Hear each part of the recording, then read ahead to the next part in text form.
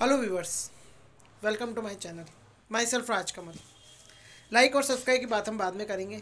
आज हम हमारे पहले मेन टॉपिक की बात करते हैं। दिल खोल करके बच्चों के साथ हर्षोल्लास से मकर संक्रांति का त्यौहार मनाएं।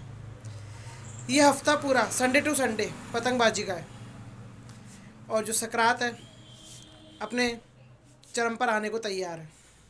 हम लोग कहते हैं कि आजकल त्यौहार फीके हो गए हैं, लेकिन मैं ये कहता हूँ त्यौहार फीके नहीं हो गए हैं, हमारे त्यौहार मनाने का तरीका फीका हो गया है। हम लोग इन्जॉय नहीं करते हैं, और अगर इन्जॉय करते भी हैं तो अपने मोबाइल्स, लैपटॉप्स या फिर ज़्यादातर वक्त बाहर आने जाने में, खाना खाने में या सोने में बिता देते हैं। त्यौहार को त्यौहार के हिसाब से हर्षोल्लास से मनाने की कोशिश नहीं करते। बच्चों के साथ हम इन्जॉय करने की कोशिश नहीं करते। ज़्यादातर त्योहारों में बड़े लोग बच्चों के साथ होते ही नहीं हैं। बच्चे अलग से एंजॉय करते हैं और वो पूरा आनंद और लुत्फ़ त्यौहार का नहीं उठा पाते। तो प्लीज़ मेरी आप सबसे यही रिक्वेस्ट है कि संक्रांत का त्यौहार हर्षोल्लास से मनाएं, बच्चों के साथ मनाएं। उनको रोज़ छत पे जाने दें। इस हफ्ते आप उनको खूब पतंगे उड़वाएं, आप उनका साथ दें, आप उनको पतंगे दिलाएं, आप उनके साथ छत पर रहें, आप उनको एंजॉय करवाएं। बच्चे पतंग नहीं उड़ा पाते तो उनको पतंगों में तंग डाल के दें। आप भी उनके साथ उड़ाने की कोशिश करें। अगर उड़ानी नहीं आती तो उनकी चरखी पकड़ ले, उनको पतंग की छुट्टी दे दें और उनको एक्टिव करें। उनको इस तरह से एक्टिव करें कि वो भी खुले आसमान की तरफ देखें, धूप में कुछ दिन बिताएं और हाथ पैरों को हिलाएं, एक्टिव हों। उनको भी लगे कि हमारा अपना कोई हमारे साथ है, हमें पतंग उड़वाने में, आसमान को छूने में, हमारी मदद करने में। प्लीज़ मेरी रिक्वेस्ट है आप लोगों से कि आप इस त्यौहार को इस तरह से ना मनाएं कि बच्चे अकेले ही रह जाएं। आप उनके साथ एक्टिव रहें, आप उनके साथ कम से कम 6-7 दिन अच्छा सहयोग करें। और मैं तो कहता हूँ संक्रांत के अलावा भी एक संडे और आएगा संक्रांत के बाद, तब तक आप बच्चों के साथ एक्टिव रहें, बच्चों को पतंग उड़वाएं, बच्चों को प्रोत्साहित करें। मैं तो कहता हूँ संक्रांत के अगले दिन भी बच्चों को छुट्टी दिला दें स्कूल की। और अगर स्कूल नहीं है, ऑनलाइन क्लासेस हैं, तो प्लीज़ ऑनलाइन क्लासेस लेने के बाद में भी उनको 2 दिन तक छूट दें कि हाँ बच्चों जाओ पतंग उड़ाओ, कोई ख़ास बात नहीं है। इन्जॉय करने दो, इन्जॉय करो। और आप त्यौहार को इस तरह से कर दो कि बच्चों को लगे कि हाँ मज़ा आ गया आपके बार पतंगबाजी करने में, पापा मम्मी हमारे साथ थे, दादा दी हमारे साथ थे और पतंग उड़ाने मज़ा आया। अपने दोस्तों को बताएं। तो मेरा ये वीडियो बनाने का मकसद यही है कि प्लीज़ त्योहारों की जो उमंगें हैं उनको फीका ना करें। कम से कम बच्चों के साथ त्यौहार का मज़ा लें, उनको मज़े कराएं। आप मज़ा नहीं ले पाए थे बचपन में, पर बच्चों को मज़े कराएं। हम बच्चों के साथ बचपन में नहीं है और ये फिर हमारे साथ बुढ़ापे में नहीं है। हम बच्चों के साथ बचपन में उनके साथ हर्षोल्लास नहीं मना रहे, वो बुढ़ापे में हमारे साथ नहीं मनाएंगे या हमें छोड़ करके अपने दोस्तों में घुल मिल जाएंगे, जैसे कि अमूमन हम लोग करते हैं। मैं ये नहीं कहता हूँ सभी ऐसा करते हैं, लेकिन मैं फिर भी आपसे ये कहना चाहूँगा कि अगर आप लोग अच्छी तरह पतंग उड़ाना जानते हैं तो बच्चों को उड़वाइए, बच्चों को सिखाइए, बच्चों को इस तरह से एक्टिव कर दीजिए कि बच्चों को लगे कि हाँ हमने इस बार त्यौहार मनाया। हमारे मम्मी पापा, दादा दादी, उन सब ने मिलकर के हमारे साथ बहुत अच्छी तरीके से त्यौहार मनाया। त्यौहार लगना चाहिए कि बच्चों को अब की बार संक्रांत है। सून नहीं होनी चाहिए छत पे बिल्कुल भी। आप उनके साथ एक्टिव रहिए, 6-7 दिन तक बिल्कुल पतंग उड़ाते चले जाइए। आप उनको पतंगे ला करके दीजिए, पतंग दिलाने में भी अपना रुझान दिखाइए, मार्केट ले जाइए, उनको इंटरेस्ट पैदा कीजिए पतंग उड़ाने में। कई बच्चों को तो पतंगे नहीं उड़ानी आती। माँ बाप अगर उनको थोड़ा सा प्रोत्साहित करेंगे, एक्टिव करेंगे, उनको हिम्मत दिलाएंगे, उनकी चरखी पकड़ लेंगे, पतंग में तंग डालना सिखाएंगे, और अगर आते हैं तो जो पतंग के बीच की गांठ होती है वो बांधना उनको सिखाए, क्योंकि बच्चे कई बार कांख नहीं मोड़ पाते हैं, पतंग की जो क्या बोलते हैं ढील है उसको नहीं समझ पाते हैं, खींच नहीं मार पाते हैं।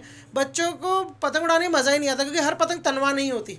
हमें ऐसा लगता है कि भाई बच्चे पतंग उड़ा लेंगे, बच्चे पतंग नहीं उड़ा पाते। आप उनके साथ एक्टिव हुई है, सक्रिय हुई है उनके साथ में। मैं कहता हूँ संक्रांत का बड़ा मज़ा आएगा, बड़ा आनंदित होगा। अगर आप बाहर कहीं शहरों में रहते हैं, अगर कहीं जॉब के सिलसिले में आप लोग कहीं बाहर गए हुए हैं, अपनी दिनचर्या को एक दिन के लिए समेट करके आप अपने शहर जयपुर आ जाइए, क्योंकि जयपुर की पतंगबाजी मैं कहता हूँ वर्ल्ड लेवल पे फेमस है। हमें तो क्या है, जयपुर में ही रहने की आदत है, हमें तो ऐसा लगता है त्यौहार ऐसे ही है। लेकिन आप बाहर के लोगों से पूछिए, जो इस रंग बिरंगे त्यौहार को मनाने के लिए, देखने के लिए देश विदेश से लोग आते हैं, सैलानी आते हैं यहाँ पे। चौगान स्टेडियम में आप जाके तो देखिए, आप क्या बोलते हैं, जयगढ़ नारगढ़ के पहाड़ों पे जाके तो देखिए लोग क्या आतिशबाजी करते हैं, क्या पतंगबाजी करते हैं इस दिन। मैंने तो पतंग के हर रंग देखे हैं। मैंने तो क्या बोलते हैं, हमारे जो जल महल है वहाँ से भी पतंगबाजी की है। बड़ा आनंद आया, मैं अपने बच्चों को भी लेके गया। हर बार मैं अपने बच्चों के साथ में बहुत अच्छी तरह पतंगबाजी करता हूँ। 6-7 दिन तक उनके साथ पतंग उड़ाने में लगा रहता हूँ। कई लोग तो मुझे कहते हैं कि यार जैन साहब क्या कर रहे हो आप। मैं कहता हूँ नहीं भाई, ये इनका टाइम है और हमारे टाइम पे ही हमारे साथ होंगे, इनके टाइम पे हम इनके साथ हैं। मैं त्यौहार का मज़ा फीका नहीं करना चाहता, बच्चों के साथ में रहना चाहता हूँ, उनको उमंग के साथ हर्षोल्लास के साथ ये त्यौहार मनवाना चाहता हूँ। बच्चे ही मेरे एक्टिव रहते हैं, पतंग उड़ाते हैं और छोटी सी उम्र में पतंग उड़ाना सीख गए हैं। सिखा रहा हूँ मैं उनको, अभी भी वो सीखने में ही है। अच्छी तरह नहीं उड़ा पाते, अच्छी तरह खींच नहीं मार पाते हैं, अच्छी तरह पतंग की कांख नहीं मोड़ पाते हैं, तंग नहीं डाल पाते हैं। तो बहुत सी ऐसी चीज़ें हैं जो पतंगबाजी में, बच्चे पतंगों की डिज़ाइन नहीं जानते हैं कि किसे मांगलदारा कहते हैं, किसे चांदारा कहते हैं, किसे डंकल कहते हैं, कौन सी गुड्डी है। मतलब पतंगों में बहुत सारी वैरायटी है। अगर हम बच्चों को सिखाएं तो पतंगबाजी भी एक कला है, कला को हम सिखाएं। हम जैसे बच्चों को पढ़ने के लिए उनकी कला में उनकी हेल्प करते हैं, उसी तरह से इस कला में भी उन्हें निपुण बनाने की कोशिश करें। 2-4 दिन उनको साथ रहें। मैं तो कहता हूँ 7 दिन पूरा आप उनके साथ रहें, हर्षोल्लास के साथ में ये पतंगबाजी का त्यौहार मनाएं। बस साथियों, मैं तो यही चाहता हूँ कि हमारा जो ये सीन है मन का कि भाई पतंगबाजी पतंगबाजी क्या, और भी जो त्यौहार है बोले फीके हैं, मैं कहता हूँ फीके नहीं है। आप मन में हर्षोल्लास के साथ में, उमंग रंग तरंग के साथ में मनाने की कोशिश कीजिए, मज़ा आ जाएगा आपको। आप खुद भी छत पे जाइए, 2 घंटे खड़े होइए, खुले आसमां की तरफ देखिए, आप देखिए पतंग कैसे इटलाती है। और मैं तो ये कहता हूँ कि खुले आसमां में पतंग जब उड़ती है तो हमें भी ऐसा लगता है कि पूरा पूरा ब्रह्मांड खुला है हमारे उड़ने के लिए, हमारी ग्रोथ के लिए। तो पतंगबाजी एक छोटा सा त्यौहार नहीं है, बहुत बड़ा त्यौहार है, बहुत बड़ी कला है पतंग उड़ाना। पतंग से हम बहुत कुछ सीखते हैं। सलमान खान, ढील दे रे भैया इस पतंग को, ढील दे जैसे भी मुश्किल हो आए, टन। आप देखिए उस गाने को, तरंगे आने लगेगी आपको पतंग उड़ाने के मौसम में। तो दिल खोल करके पतंग उड़ाइए, पतंगबाजी कीजिए, बच्चों के साथ रहिए। बच्चों को क्या बोलते हैं, तिल के लड्डू खिलाइए, फीनी खिलाइए, उनको छत पे पतंग उड़ाते हुए उनके मुंह में डाल दीजिए। उनको को टाइम नहीं मिलना चाहिए खाना खाने का, सिर्फ पतंगबाजी, सिर्फ पतंगबाजी। पतंगबाजी ऐसी हो कि बच्चे याद रखें, बच्चे इंजॉय करें, बच्चे बताते चले जाएं सबको कि इस बार की पतंगबाजी ऐसी पतंगबाजी हुई कि मज़ा आ गया।